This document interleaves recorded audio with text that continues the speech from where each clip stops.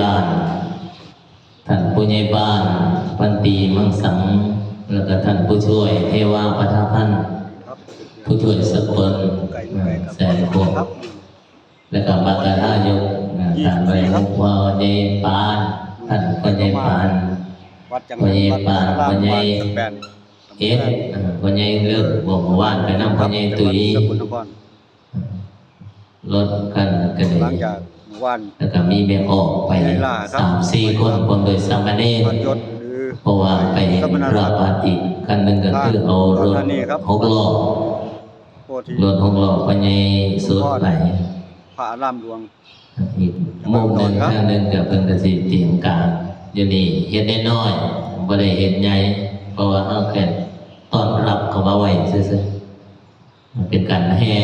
ต้อนรับพระยศต้อนเกิดกันไปครับพระยศเป็นธรรมเนียมเป็นธรรมเนียมปฏิบัติ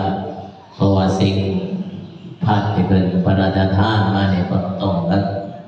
พระบาทสมเด็จพระเจ้าอยู่หัวรัชกาลที่10เพิ่นลงปรมาภิไธยมาแล้วเพิ่นก็จำอุปถัมภ์ในหลวงพระพุทธศาสนาอะไรเงี้ยเพิ่นก็ต้องให้พระราชทานมาเมื่อวาน286 รูปรุ่นเดียวกัน286คือแต่งตั้งพระครูแต่งตั้งพระครูเลื่อนนั้นจากรูปเมื่อวานเลื่อนชั้นพระครูเมื่อวานกันขาดบ่ได้ก็คือยังเฮาเหลือเห็นอย่างนั้นมันมีแต่ชาวบ้านเฮาเป็นซอยเหลือกันเรื่องแล้วแต่มีส่วนร่วมส่วนซอยเหลือให้กับทางวัดจังเทนเจ้าคณะตำบลทางฝ่ายสงฆ์ก็ได้พระอาจารย์มหาสมฤทัยกิติปโรเพิ่นมีอย่างก็แต่งมาเบิ่งให้ในความแนะนำเพราะว่ามื้อนี้เพิ่นมาเบิ่งมื้อแรกตื่นเช้า24มาครับผมอีกทางประธานเมื่อวานได้ท่านสจมันได้ขึ้นนั่งถือพัดให้แล้วก็ได้ท่านนายกเทศบาลตำบลดอนเคืองท่านได้มาเป็นประธานเมื่อวานเราเห็นหน่อยๆเข้มๆไปสักวันเห็นหน่อยๆเข้มๆแล้วก็ทางด่านแม่ครัวกับขามอะไรกับแม่เพ่งขามมาได้ผู้อยู่เบื้องหลังของความสำเร็จทุกสถานการณ์คือแม่ครัวแม่เพ่งแม่สันขวัญกับเมียเมื่อวานไม่ได้ไปนะบอกเขาที่นี่เขาว่างไว้อย่างเขาเดียวเพิ่นมากอีกด้านหนึ่งก็ได้ผู้ช่วยเทวากับผู้ช่วยสกุลเป็นสแตนบายเป็นดูแลทางฝ่ายเทศบาลให้พวกนั้นงานในสิสำเร็จได้ก็ต้องอาศัยเฮาเนี่ยนะร่วมแรงร่วมใจกันอันนี้คือหลักๆอีกกลุ่มหนึ่งก็เป็นชาวบ้านเฮาในชาวบ้านเฮาได้ไปนำรถได้ไปให้กำลังใจก็ถือว่าดีเป็นส่วนมีส่วนร่วมกันเมื่อคนบ้านเฮาแต่บ้านยังได้หน่อยกันเป็นกำลังใจให้กันและกันอีกกลุ่มหนึ่งก็พากันไปฟ้อนเห็นเนาะต้องอาศัยชาวบ้านทุกอย่างต้องอาศัยทุกท่านทุกคนให้ร่วมร่วมมืออาตมาก็ขอวัฒนาบุญนำชาวบ้าน38เฮาที่ได้ซอยพักดันซอยให้กำลังใจเฮ็ดงานอย่างกับซอยอุปถัมภ์ครับจุดมาตลอด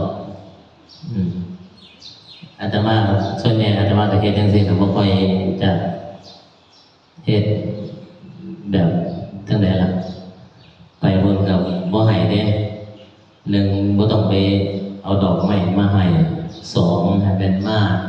เฮ็ดอยู่นี่ก็บ่ต้องผูกแขนให้ว่างเอาง่ายๆอยู่บนก็จะบ่ต้องเอาดอกไม้บ่ต้องเอาอีหยังมาบ่ต้อง มากเรื่องมากกับแนววันนี้อันว่าง่ายๆเพราะว่าทั้งนี้ทั้งนั้นคือมันเข้าใจว่าของสิ่งนั้นมันมาแล้วมันก็ล้วนแล้วแต่มาจากต้นน้ำนี่แหละอันนั้นปลายคืออย่างนั้นมาเรามาเมื่อกี้ก็คือสิมาจังสิจะจุดนี้ได้มาฮอดถึงนี้ก็ย้อนชาวบ้านให้กำลังใจดูแลอุปถัมภ์ดูแลอุปถัมภ์มาตลอดทีนี้เขาก็มาเห็นเรื่องที่เป็นกันถ้าว่าผูกแขนในมันได้บ่อาจารย์ก็บ่อยากไปบอกว่าบ่ได้ดอกเพียงแต่ว่ามันบ่คืออยากคือโยมซื่อแต่ว่า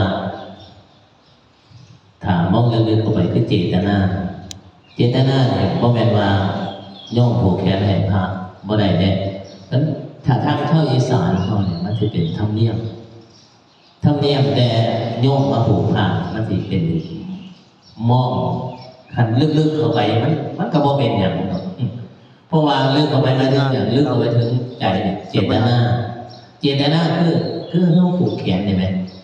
บ่เจตนามันไม่ย้ายไม่ถูกไม่ออกนี่เด้ออันตรายร้อนตัวก็คือหมายถึงว่ามาผูกแขนให้อยู่ดีมีแห้งมาให้กับผูกแขนก็เอิ้นมาให้กำลังใจอวยพรให้กำลังใจอันนี้เป็นตัวซื่อเนี่ยก็เลยมีฝ่ายนะเพราะว่าอันนี้มันเป็นเห็นมาแต่ใดแม่นบ่ล่ะตั้งแต่ปู่ย่าตายายเฮาอาตมาก็เลยบอกก็เลยชี้แจงตรงนี้เห็นว่านำว่าก็บ่เป็นหยังบ่มีผิดก็มีแต่ดีนั่นล่ะเพราะว่าให้อวยพรกับให้กำลังใจก็เลยว่าเอาสัญญาก็เลยว่าสิว่านั่นมันก็เลยว่าก็พานั่นล่ะผูกคอ ของวัด ว่า โพธารามเฮา ก็ นี่ เลยว่าผูกซะ อาจารย์บุญเสริม เราเป็นหยังนั่นน่ะวันนี้ผมว่าเราก็เข้าใจว่ามันก็เลยบอกกันว่าเป็นหยังอาตมาถามอาตมาบ่วัดผูกแขนคือกันอวยพรกันกำลังใจอันแน่นี่พอเจตนาก็จะมีสันติแล้ว ลาม บ่ หล เรา วง ไปถึง จังห บ่ วัด ดี สกล ก็ดี สกล บ่เป็นหยัง อุดรธานี เพียงแต่บ่นั่น เฮ็ดเข้าถือครับผมพ่อใหญ่ตะเสีย ได้มันก็คือกันครับมัน ประมาณนี้แหละครับนี่คืออยู่วัด คือกันครับพระถือเงินก็บ่ถือเงินอันบ่ต่างกันปานใดเด้ ครับผม ถือเงินก็บ่ถือนี่รับบ่รับเงินนิติเดียวพันเขาโอนเข้าบัญชีใส่บ่อันเรามาใส่ส่วนตัวเนี่ยมันก็สำหรับแม่นบ่